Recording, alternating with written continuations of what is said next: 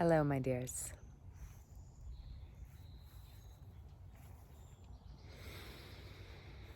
I'm here in the Pacific Northwest just for a moment to celebrate the wedding of my brother and his beloved. And I'm here in the presence of cedar again, and so I wanted to take this time to send you a video. By the way, I'll give you more updates soon, but just to let you know, I'm doing very well at the job that I started in Arizona, and the pups and I are very happy. I'm gonna come down here and stand by cedar. Wow,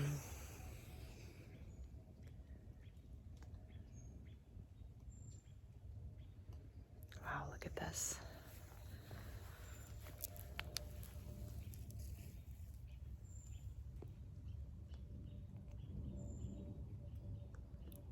Isn't that divine? I wanted to remind you that as hard as it is to be brave, to choose courage over comfort, authenticity over faking it or people pleasing, to choose speaking up over staying quiet, or sometimes to choose staying quiet over bursting out. Whatever it is that's integrity for you and in integrity for you, whatever it is that you have to give and share to the world, it matters.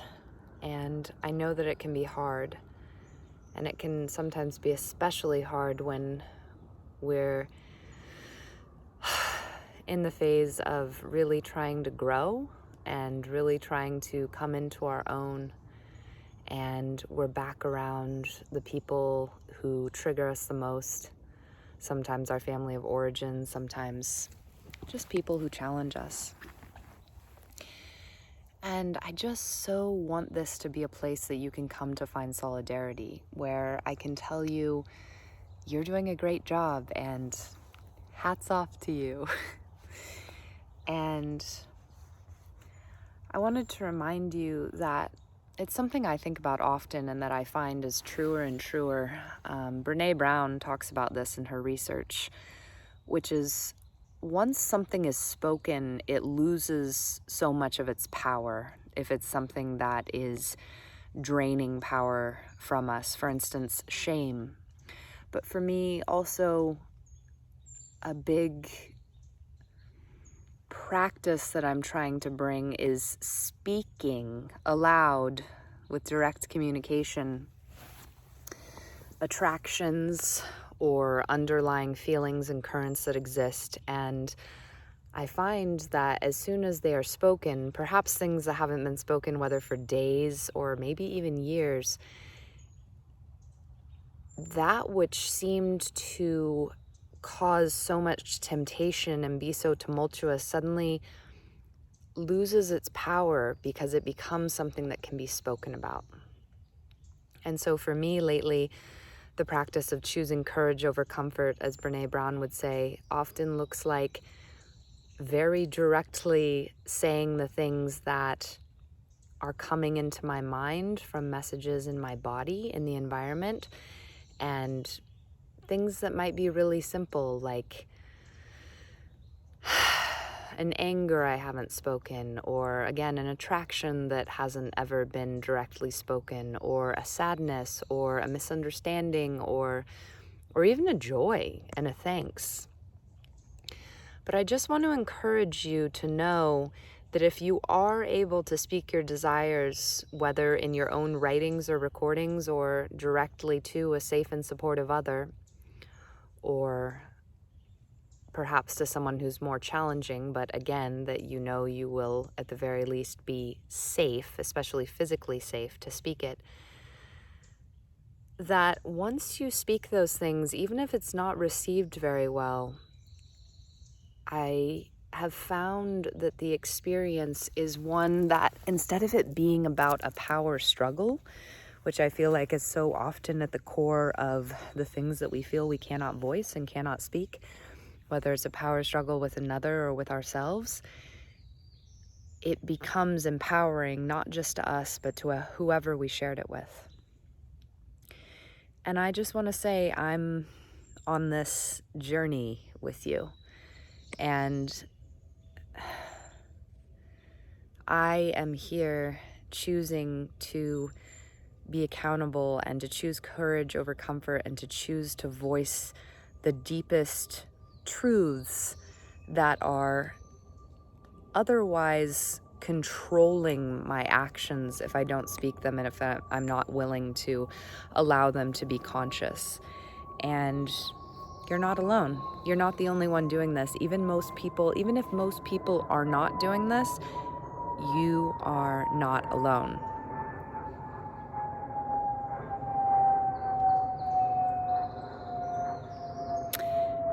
And I find that when we're willing to speak our desires and be conscious of them,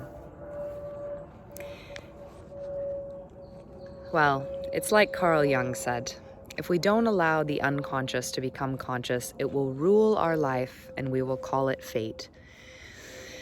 And when we can speak something or write something or even acknowledge ourselves to truly fully feel something, even if we're not ready to speak it or write it or express it, it's no longer unconscious. And so for me, choosing what Martha Beck calls and what I think of as the path of integrity, of truth, of authenticity, is so much about being able to feel, be with, eventually express and share whatever these deepest unconscious desires or possibilities or woundings or traumas are. And then once it is conscious, then we can make a conscious decision whether or not to act on it, if that makes sense. For instance, in the case of attraction, if I'm not willing to speak it, if I would rather remain unconscious of the truth and sort of play around with all those power struggles of the guessing game of what's really going on between us, and I'm not going to be vulnerable and admit my attraction for this person or speak the attraction that I feel, I'll keep it a guessing game and a power struggle, and therefore that is going to have, or pretend it's not there. And that's going to have all kinds of power over us because it remains tucked in the unconscious. It remains in the dark rather than having the light shined upon it. Versus, I have found in my experiments so far that as soon as that is spoken, because I have acknowledged it and become conscious of it, then I truly, consciously, empoweredly, authentically, courageously have the choice to act or oftentimes react upon that desire, or to respond and choose what I think of for myself as probably the more wholesome thing. That's been a word that I just feel very connected to on a personal level. And I'm watching a little robin come and trot out in front of me right now. I think that's a very good sign.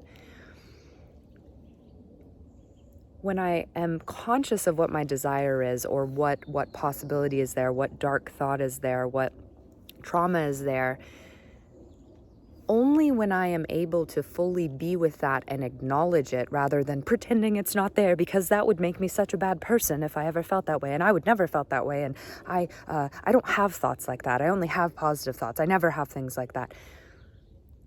Well, you're then in the grip of your unconscious, and you can't really make a choice.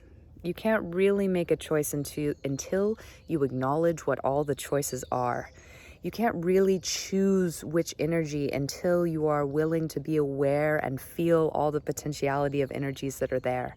So when you acknowledge, wow, I'm having this really dark thought, or this really big thing coming up for me, or there's this attraction, or whatever it is, and become fully conscious of it, from that place, you can truly decide which path to go down. And a book that has been making me think a lot about this, I've picked up Seat of the Soul again by Gary Zukov. Thank you, Susie. for originally suggesting that book to me, which I listened to on Audible years ago and am now reading again. And this sort of spiritual wisdom is taking on a whole new dimension and realness for me with all of the emotional and relational work that I've been doing. Therapeutic, I think that you could say. And so I just encourage you that instead of feeling like the way to choose the light is to pretend that the darkness isn't there or not acknowledge that, and especially not speak that, I acknowledge you to try in some small way to really feel and speak the truth of what your intuition and your body is telling you is present. And by the way, don't expect others to necessarily mirror that back to you. And just because someone says, oh, well, I don't feel that, learn to trust yourself, right? This is what we've talked about. And what's helped me a lot is writing and voice recording, because I begin to see how the truth of the threads that I write about come into being, whether other people are ready to or want to acknowledge them or not. It's a way that I've come to trust myself. And I really encourage you to just try with something very simple. And even if it seems silly, in fact, especially if it seems silly and childish and whatever, but something that seems like it shouldn't be or can't be spoken or felt, and just delving into that and seeing the difference in results and experience that comes from absolutely acknowledging, feeling, and perhaps speaking and sharing your desires. And then the real empowerment of choice that comes from there when we're conscious of all of our options and all of the potentialities that exist.